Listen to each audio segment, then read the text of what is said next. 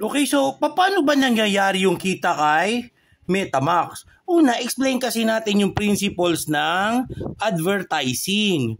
O explain po natin, o kaya konting background man lang, tungkol sa advertising. Halimbawa po, Jack and Jill. O, kumpanya na, kilalang kilala po yan na kumpanya. Magpapa-commercial po siya kay GMA7. Magpapa-commercial siya ha. Si GMA7, tatanungin po siya, o sige, ito po yung aming mga packages ng pagpa-commercial. 3 times a day.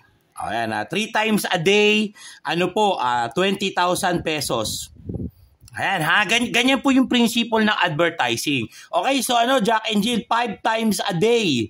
30,000 pesos. Inooperan po yan ng GMA7. No, magkano babayaran nila, anong mga packages. Ito pa po ang matindi niyan. Halimbawa, iko-commercial kita sa Eat Bulaga. O kaya iko-commercial kita dun. Alam mo yun, yung mga show na talagang napakaraming tao. Halimbawa, yung di ba, yung mga nila sa gabi, yung balita, yung news. Di ba? So sa news, kapag sinabi mo, sige, sa Eat Bulaga, lalabas ako na isang beses. Yung commercial ba, doon sa news, lalabas din ako na isang beses. Nako ha, dahil Eat Bulaga yan, syempre, maraming manonood dyan ng mga, ng mga audience, marami. Ay, pagka isasama ho natin sa Eat Bulaga, yan, 20,000 yan, may additional pa po yan na 5,000 pesos. Okay? So, ganyan yung advertising. Bakit malaki yung doon sa Eat Bulaga? Kasi nga, napakarami niyang viewers. Okay? So marami kasing viewers diyan kaya nagmamahal. Sa TV po 'yan, ganun din sa radyo, no? Kung nagpapa-commercial po kayo dun sa radyo, ganun din po meron din sila mga packages. Yan po, yan yung traditional. Yan po yung old way of advertising. Pero meron pa rin naman ngayon sa TV at sa radyo. Alam nyo, hindi na po ngayon yung modern way of advertising. Kasi kung mapapansin ninyo, ang tao halos hindi na sa TV nakapokus. Nasa internet na. Halimbawa, manonood ako ng NBA. Manonood ba ako sa TV? Naku, nandiyan naman yan sa YouTube manonood ako ng TV Patrol. Halimbawa lang. Manonood ba ako ng TV Patrol sa TV? Hindi. Nasa YouTube din yan. Live pa. Meaning, halos wala nang bumibili ng alam mo yun, yung nanonood ng TV, halos lahat ng mga tao sa cellphone na kasi nanonood. So, napakagandang magpa-advertise using cellphone. So, ginagamit yung mga advertisement ngayon. Di ba saan sa YouTube? Naku, manood ka ng YouTube, napakadaming commercial. Kung ano-ano mga commercial dyan. Di ba? Meron pa nga sa TikTok, mga nagko-commercial, di ba? So makikita nyo po ngayon, ang uso po ngayon na platform kung saan tayo magpapa-commercial, eto po, di ba? YouTube. Yan po yung mga platform ngayon na may nagko-commercial. TikTok. Di ba? Reels. Okay? Yan na po yung yan na po ngayon yung tatlong talagang pinaka makikita mo yung nangunguna sa mga advertising. Okay. Ano yung basihan ngayon dyan ni YouTube, ni TikTok, ng Reels? Alam mo kung ano basihan yan? Subscribers. Di ba? Subscribers. Followers. Di ba? Yung mga likes. Diyan sila bumabase. Kapag marami kang subscribers, di sige, na-reach mo yung, na-reach mo yung target number ng subscriber, pasweldoin ka ni YouTube. Kapag na-reach mo rin yung target na ng mga followers, mga likes niya kay TikTok, kay Reels, di papasweldoin ka din nila. Di ba binibigyan ka, kaya lang nakikita mo anliit lang ng ngayon sa TikTok tsaka sa Reels, no, yung mga binibigay sa kanila ng mga income sa commercial. Tsaka ang gumagawa niya, halimbawa TikTok tsaka Reels, di ba ang gumagawa po niya mga person, mga tao. Ibig sabihin, di ba makikita mo, nagsasayaw yung iba, gumagawa ng mga vlogging, gumagawa ng content creation, di ba gano'n? No? Para mga tao ang gumagawa. Sa YouTube, meron ding mga tao, di ba? Pero meron mga business na nagpapa-commercial dyan. Products, di ba? Dyan sa YouTube. Ganyan yung nila. Tapos, pinapasweldo sila ng TikTok, ng Reels, binibigyan sila ng income, pinapa-income sila, meron a certain percentage na binibigay sa kanila. Ganun din kay YouTube. Pagka na-reach nila yung a particular subscription o kaya mga followers, kaya bigyan din sila ng sweldo ni YouTube. Now, how about MetaMax?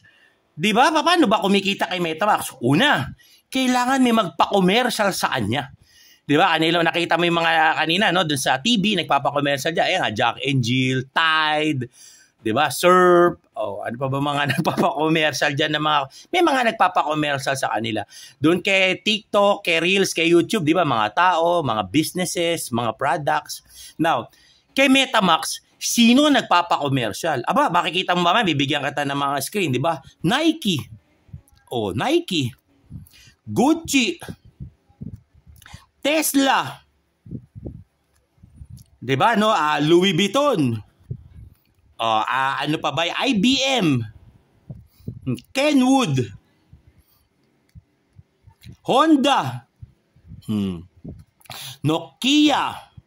At marami pang mga bigatin na mga company, no, na talagang makikita mo dun sa mga nagpapa-advertise. 'Di ba? Alam ba, Lamborghini.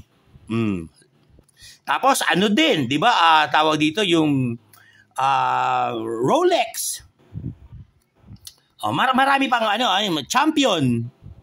Champion po na damit, ha. Ngayon, makikita mo yung mga company niya, mga bigatin po 'yan. Kayo ba? No, ako yung may-ari ni Gucci, ako yung may-ari ni Tesla. Basta-basta ba ako magpapa-commercial dyan sa Channel 9 o kaya sa radyo lang? Di ba mga bigatin po mga company yan?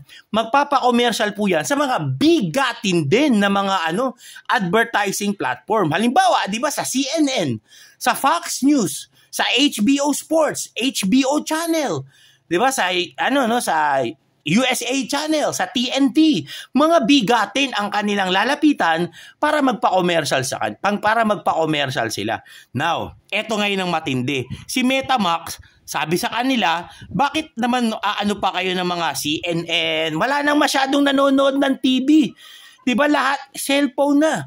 Lahat lahat sa gadget na nanonood. Kaya itong mga company na to, hindi na uso yung TV ngayon. Lahat nga nandun na sa gadget. Anong merong i-offer ka sa amin? Well, sa amin po sa MetaMax, ang dami po naming subscribers. Ang dami naming members. Ang dami naming followers. Ganun ba? Kasi yun ang gusto nila eh. Maraming makapanood nung product nila. Maraming makaalam nung kanilang nung kanilang produkto, nung kanilang ina-advertise. So, sige, halimbawa si Kenwood, sige papa-commercial ako. Libre ba? Hindi. Si Kenwood magbabayad din kagaya kanina nung principle na sinabi natin do sa Jack and Jill, di ba? Sige, papa-commercial ka ba? 30,000 3 times a day. 'Di ba sa Itbulaga sa So si Kenwood sabi niya, sige magpapa-commercial din ako. Magkano bang offer mo sa akin? Sige. Bibigyan kita ng commercial na halimbawa bayaran mo ko. 'Di ba bayaran mo ko halimbawa lang $200 per 30 seconds. So binayaran niya ni Kenwood si MetaMax. So may pera na ngayon si MetaMax. Si Gucci, sige papa-commercial din ako sa iyo. Marami ka palang subscribers, marami ka palang members. Bigyan mo ako ng ng package. Sige, Gucci, 'di ba? Bigyan kita ng $1,000. Per per day sa mga sa mga i-commercial mo sa akin. So si MetaMax nagkaroon ng pera. Dahil may nagpapa-commercial sa kanila eh. Ang problema ngayon ni MetaMax, kailangan may manood. Kailangan ma-advertise na yon, 'di ba? Dahil kung hindi, naman.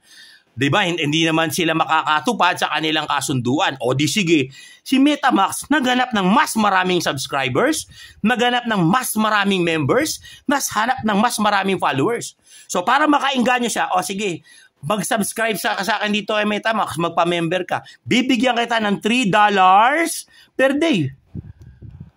So yung mga nagpapa-member kay MetaMax ngayon, manood lang ako ng commercial niyan. Bibigyan ngayon ako ng sweldo ni MetaMax. Manood ako ng 5 commercial, bigyan ako ng sweldo ni MetaMax. $3 a day. So ganyan po yung procedure ng pagkitaan dito kay MetaMax. Kaya hindi po ito scam, legal na legal. Principles of advertising po talaga ang involved. Okay, so kung meron po kayong katanungan, Gusto nyo pang click nyo lang po yung aking Facebook page, tapos makipag-contact lang po kayo sa akin.